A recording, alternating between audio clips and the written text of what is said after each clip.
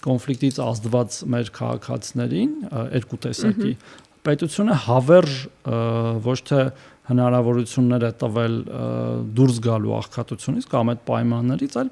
իր վարած քաղաքականություններով պահել է աղքատության մեջ, ըստ էության նաև սերնդեսերունդ վերարտադրելով այդ աղքատությունը։ Օրինակ այդ անապահովության նպաստները, որ մենք մինչև հիմա էլ ունենք, թեև ավելի քիչ մարդ է հիմա ստանում, քան որ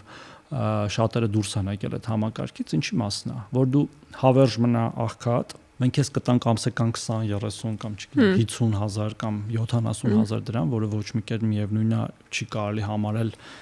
քո կարիքները բավարարող միջոց, բայց դու ընտրություններին կգաս մեզ, չգիտեմ, մի հատ ձեթով, մի հատ բրնձով, մի հատ տուկի թելով կընտրես, ու իրանք մի հոգի չեն, երկու հոգի չեն,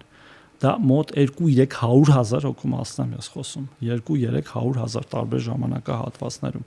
Մեր մոտեցումը հակառակն ասում ենք հարգելի քաղաքացի, դու աշխատունակ ես, արի աշխատի, մենք էլ քեզ կօգնենք աշխատանք գտնելու հարցում, վերապրոֆիլավորվելու հարցում,